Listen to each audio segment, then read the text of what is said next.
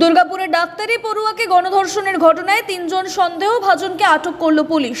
আপাতত থানায় তাদের জিজ্ঞাসাবাদ করা হচ্ছে। কলেজ ক্যাম্পাসের আশেপাশে ড্রোন ক্যামেরা উড়িয়ে তল্লাশি চালাচ্ছে পুলিশ। শুরু হয়েছে নমুনা সংগ্রহের কাজও। দুর্গাপুরের শোভাপুর এলাকায় একটি বেসরকারি মেডিকেল কলেজের ছাত্রী নির্যাতিতা তরুণী, তিনি ওড়িশার বাসিন্দা। শুক্রবার রাতে এক সহপাঠীর সঙ্গে কলেজ ক্যাম্পাসের বাইরে গিয়েছিলেন তিনি। অভিযোগ, সেখানে তিনি নির্যাতনের শিকার হয়েছেন। কয়েকজন যুবক ক্যাম্পাসের বাইরে তরুণীকে হেনস্থা করেন প্রথমে এবং তারপর তাকে টেনে হিঁচড়ে পাশের জঙ্গলে নিয়ে গিয়ে গণধর্ষণ করা হয়।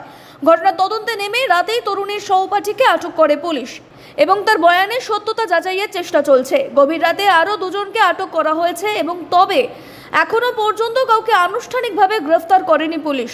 সূত্রের খবর, আরও কয়েকজনকে চিহ্নিত করা হয়েছে। অভিযোগ প্রকাশ্যে আসার পর বেসরকারি ওই মেডিকেল কলেজ কর্তৃপক্ষ শনিবার একটি বিবৃতি দিয়েছেন। ঘটনার দিন কলেজের সিসি ক্যামেরায় তরুণীর যে গতিবিধি দেখা গিয়েছে তা বর্ণনা করা হয় ওই বিবৃতিতে। কর্তৃপক্ষের বক্তব্য, রাত প্রায় 1.5 ঘন্টা কলেজের ক্যাম্পাসের বাইরে ছিলেন নির্যাতিতা ডাক্তারি পড়ুয়া। প্রথমে বেরিয়েছিলেন এক সহপাঠীর সঙ্গে, মাঝে একবার একা ক্যাম্পাসে ফিরে এসেছিলেন। কিছুক্ষণ পর তিনি আবার বেরিয়ে যান। তার মিনিট 40 পরে আবার সহপাঠীর সঙ্গেই ফিরে আসেন ক্যাম্পাসে। এরপর নিজের হোস্টেলের দিকে যান। হোস্টেলে গিয়ে বন্ধুদের ঘটনার কথা জানালে তাকে হাসপাতালে ভর্তি করানো হয়।